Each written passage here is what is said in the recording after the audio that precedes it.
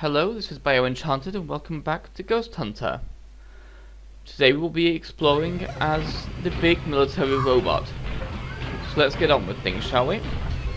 This is an odd part of the game because it should be a lot more fun than it is, but it's just so clunky to play. And this guy can't actually regain his health in any way. On the other hand, so you basically have a timer to get down it, which is how much health you have, because you really can't dodge anything. But one thing I do like about this is that he has the zero bomb cannons, which allow him to kill ghosts straight up without actually capturing them instead. He just straight up blows them to pieces, which is kind of cool. Here I was kind of misunderstood something, because the guide kind of told me that I didn't actually have to fight everything on the way through. That's a lie. And here, as you can see, it's really easy to get very lost in this level, because here we have no way of really knowing where we're trying to get to. I mean, we have an idea, narratively speaking, but we really don't get any real signposting. Like before, we had the professor going, hey, over here, kind of a thing. We could follow him through the thing, but we can't use these elevators here.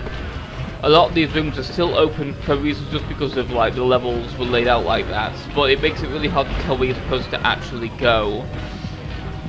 Especially because it's a different direction to what was there before, because before there's a particular door we were supposed to go through that was sealed, basically it was not openable, and in this version of the base it actually opens, which is what threw me off. Of course he's really big, so he has different routes to take that he can actually take.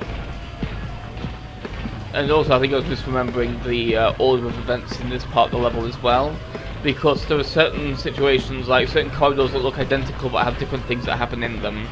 Luckily this part of the game is very short, and yet something like that would have been fine if it was like that kind of thing to signpost you into not going that way.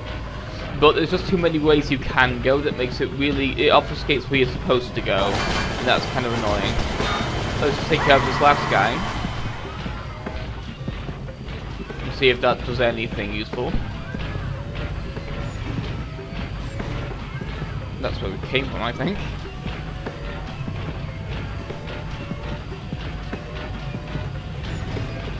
So too many of these doors open like this, so this kind of throws things off, because I thought maybe it's through here. Nope. Because this was the bottom of this elevator shaft. As you can see, turning around as this guy is a real pain in the ass, because it's way too slow to do anything with those massive thigh gaps. I do like the design of the military robot. It feels very powerful, even if you're actually using it slightly underpowered. I mean, as you saw, the chain gun actually seems to do less damage than the pistol in the long run. The pistol takes things out, it feels much faster when the grenade's in them than this cannon does without. Which is fairly odd. It may just be because of how slow the aiming is, but it's just not that fun to play. And here's the missing ghost I was looking for, I think. Just taking this guy out, I think we'll spawn something else. But I'm also not sure if it will trigger something, but it's not. I was thinking of something like another later. So let's take care of this arsehole now. They're just kind of whittling me down as well. The problem here. It's very easy to die because you can't heal in any way. I do like the music, but here's what I was waiting for, this guy to spawn. Well, he takes way more bullets with this set of weapons than Lazarus' actual, like, gun stick. It's ridiculous. And also, this is the problem with this guy. He can't turn around fast enough. It's an enormous pain in the ass. So let's try and get him to back off. Turn back around, go back to first person so we can actually aim to do anything, and then just kind of stun lock him until he goes away. Make him go back to the back of the room, keep shooting at him until he stops showing up at all. Yeah, this guy, if it was a shotgun, this guy would have died 5 times over by now. It's weird that it's taking so much damage from something that should theoretically be more powerful than the other ones, because it's a military fucking android designed to kill ghosts, but finally, when they do this animation for these guys, it means they're actually done now. I didn't recognise that though, so here I am until it finally hits me. Duh, I just need to let him die now.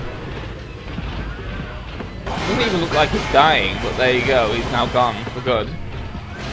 This is where we were supposed to go, through this big yellow door that wasn't opening for Lazarus and Professor Richmond. Well, it's opening now. That's why this level can be fairly confusing. But from here it gets much more straightforward. So let's just go through this door next, ignoring these bloody idiots. The next door? Again, here I'm not certain if I can just advance or not, because I'd rather, because I only have 34 health, good I can, I'd rather just advance, not have to worry about fighting anything else. Especially because those guys do a lot of damage.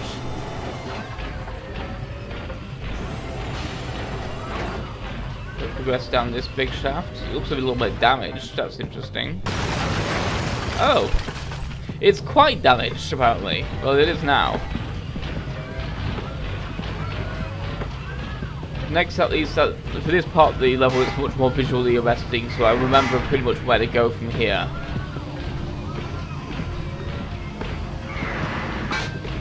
So let's go that way. Knowing this little guy, it's like the chicken hook trying to bug us. Go away, boy, you're bothering me!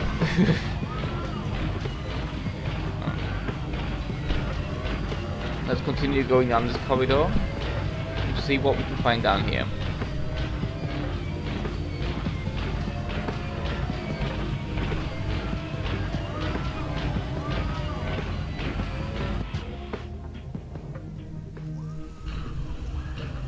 Well, aren't you resourceful? It is strange to meet one's maker. Stranger still to find that he is worthless. What do you want? From you? I want nothing. You're nothing. Nothing but a bug-ridden replica. Affirmative. You are the man. I the reflection. Yet it is you that has betrayed everything. Shut up! Everything I was built for. Everything you stood for. No human could have endured what I went through. The voices, the darkness, the torture. No programming will help you understand any of that. I simply couldn't take anymore. Analyzing. Self-justification, self-pity. Fact. You led Officer Jones to his death. Incontestable inference. You are a murderer. Wait. Where are you going? You have to get me out of here. Officer Jones may be dead, but his mission is alive. No, come back. You have to help me. I made you. You can help me escape. If I had a master, he is dead. Goodbye, Professor. It has been disappointing. Wait! Wait! I just love how brutal that sequence is. The AI just gives no fucks. He's just like, wow, you're a shitty guy, I'm way cooler than you, so I'm gonna prove it. I just love that scene so much because of just the way he puts it, where it's just like, it is strange to meet one's maker, even stranger to find that he is worthless. I also like the, if I had a master, he is dead line. That's a pretty cool, like, I'm just going to leave you here to rot, good luck. But here's what we need to get from here, into this tiny little room, to this viewing window.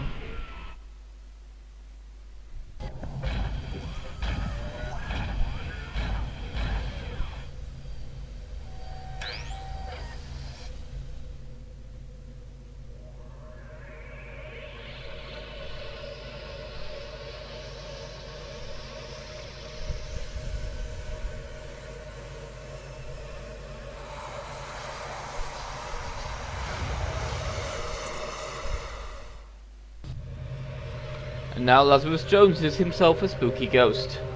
So now we have astral controls, but with Lazarus, which is very interesting. So let's hit up this strange machine where she was taken to and see where it can lead us.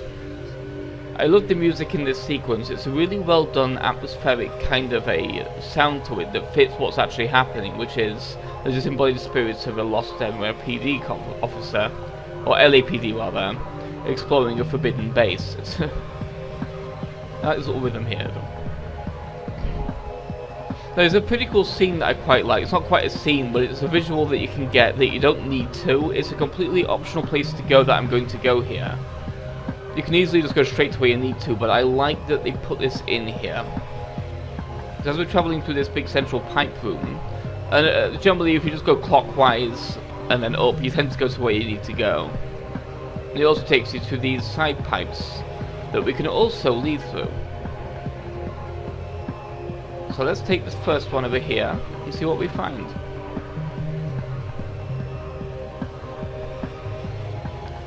This pipe leads to one of those pods. Those little containment pods, but also it's broken here, so let's see what's in here.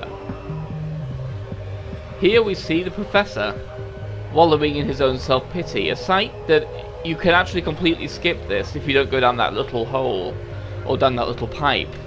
But I do like him being tormented by his own kind of betrayal. That's a pretty cool visual that I'm glad that they put in there, because again, it's completely optional to even come in this room. You don't need to see that at all. That's a pretty cool little bit of storytelling that shows the Professor's really regretting his decision. Because he's just been shat on by every character in the game, pretty much. Both Hook's more continually telling him to just fuck off now that he's got what he needs to him, and his AI telling him the same because he just doesn't care about him anymore. He has screwed things up so badly, and he knows it, and that's wonderful to me. So let's explore down here now. Let's go down this pipe because it's blocked off, and go under the floor now. This camera gets weird here. Not gonna lie, the camera here is kind of odd, but let's see where we can go from here.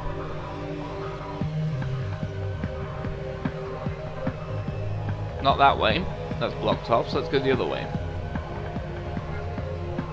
And all of these go to these little pods on these sides, parts of this chamber, that we remember just walking towards the AI. I quite like the way this area is laid out, because despite being very maze-like and very hard to navigate when you don't have any guide to you, it's still a pretty cool place to be. But here, we're going to take a bit of a break, because this is the final moments before the final battle. So now we've hit this checkpoint, let's save it, and see how things resume next time when we finish Ghosthunter. I'll see you then.